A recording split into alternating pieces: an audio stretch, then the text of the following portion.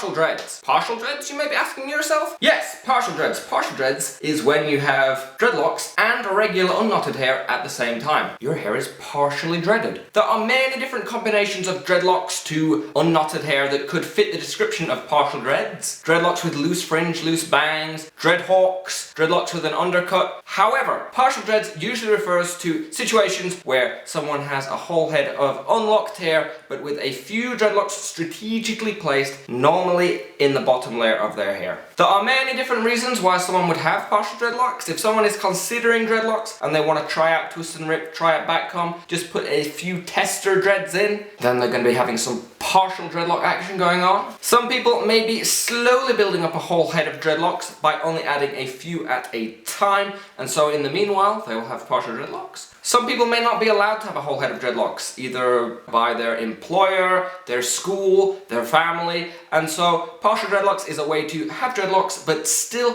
be able to hide them under your regular hair if you need to. And of course there are people who just don't want a whole head of dreadlocks, they just want partial dreadlocks. The process of starting dreadlocks is the same whether you're going for partial dreads or a whole head. Now, while it would be possible to start them naturally by neglecting a small patch of your hair and waiting for locks to form, it isn't the most practical way to go about it, so generally partial dreadlocks are formed either via twist and rip, back comb, crochet, some combination of the three. They are just as easy to start whether you're doing a whole head or partial, the only difference really being with partial you stop before you've done your whole head. However, partial dreadlocks are quite different to look after and maintain compared to a whole head of dreads. The main difference being the way that the loose hair interacts with the dreadlocks. So if you have a whole head of dreadlocks, loose hair is an annoyance and most people cannot wait for that loose hair to start to lock up, make the whole place look a bit more tidy and get those dreadlocks matured. The case with partial dreadlocks is quite different because with partial dreadlocks, that loose hair is not just a little patch of unknotted hair between dreads, it's in fact,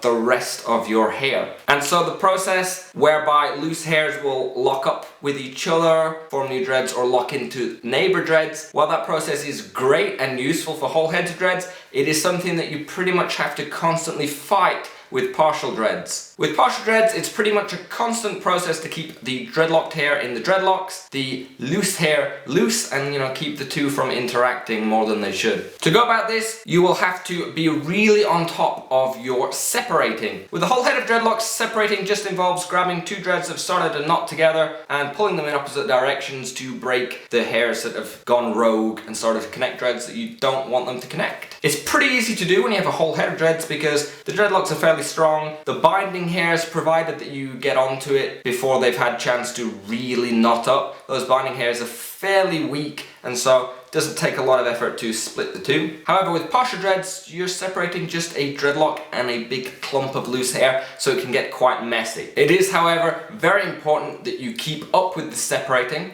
If you don't, then you can very quickly find that big clumps of your loose regular hair have gotten knotted into the dreadlock and it turns into a big matted mess, and it really does not take all that long for the hair to get to a point where it's so matted that you can't separate it back out again. It becomes a real big mess. To give your regular hair the best chance of not becoming a giant matted mess, you need to make it as undreadlock friendly as possible. This involves keeping it conditioned and brushed, which leads me on to the most popular question when it comes to partial dreads, which is how do you wash partial dreads? Because of course you have two different types of hair that have quite different requirements. The dreadlocked hair just needs to be kept clean, needs to be kept oil free, whereas the regular hair needs to be kept clean, it needs to be softened with conditioners, and it needs to be brushed. The shampoo situation is quite simple. Shampoo that works well on dreadlocks is going to work perfectly fine on your regular hair. So for the dreadlocks, you're going to want to get yourself a shampoo that is residue free, so it won't build up residue inside the dreadlocks. And also residue free dreadlock shampoos will not have additives that will soften or condition the hair, so it's going to keep the hair nice and lock friendly. However, because it doesn't have these additives, you're going to really have to rely on your conditioner for your regular hair. This is where the complication comes in that regular hair is going to need lots of conditioner so that it doesn't knot up, whereas the dreadlocked hair really not going to want any conditioner because of course it will soften the dreadlocks, loosen the knots and make them more likely to fall out. The difficulty with keeping the conditioner on the regular hair and keeping it away from the dreadlocked hair is really going to depend on the layout that you've gone for with your partial dreads. If your partial dreads are just in the bottom layer of your hair, you may be able to tilt your head at an angle whereby you'll be able to condition the hair, rinse it off without getting too much on the dreadlocks. However, if the dreadlocks are kind of all over the place, it can become much more difficult. Each different person kind of has to find their own way of getting the washing process done.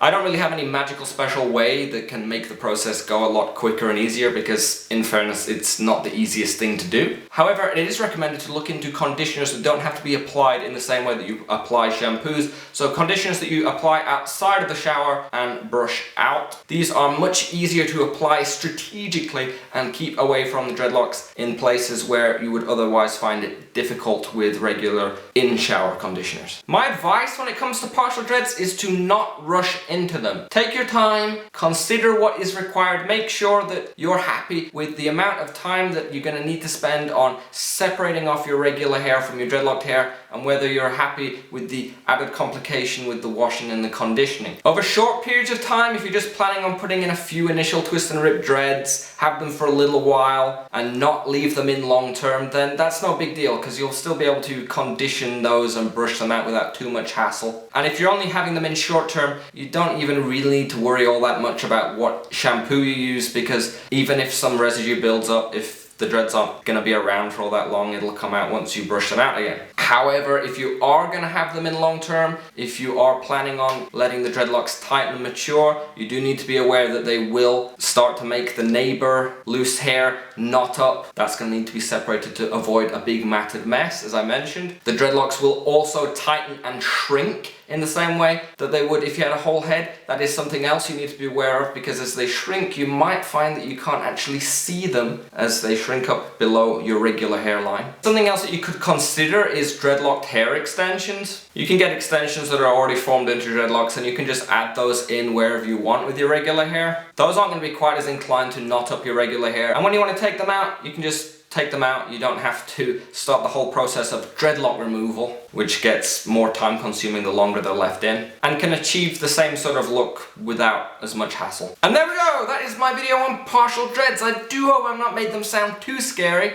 with the whole the dreadlocks will eat up your regular hair. However, I have had, too many friends that have come up and said, hey, I've put in some dreads too, only to then a week or so later find that they've ended up with this giant matted mess because they've completely underestimated how quickly dreadlocks will start to knot up the surrounding hair and how much work partial dreads can really turn out to be if you're not prepared. If you have any questions, comments, queries regarding partial dreadlocks, dreadlocks in general, you can leave it down in the comment section below. If you found this video helpful, informative, fun in any way, you can click the like button. If you'd like to see more videos from me in the future, you can click the subscribe button. If you're looking for dreadlocks information, tips, guides, questions being answered, you can find all my content on lazydreads.com. I'd like to thank you guys for watching. I hope to see you again soon. Farewell!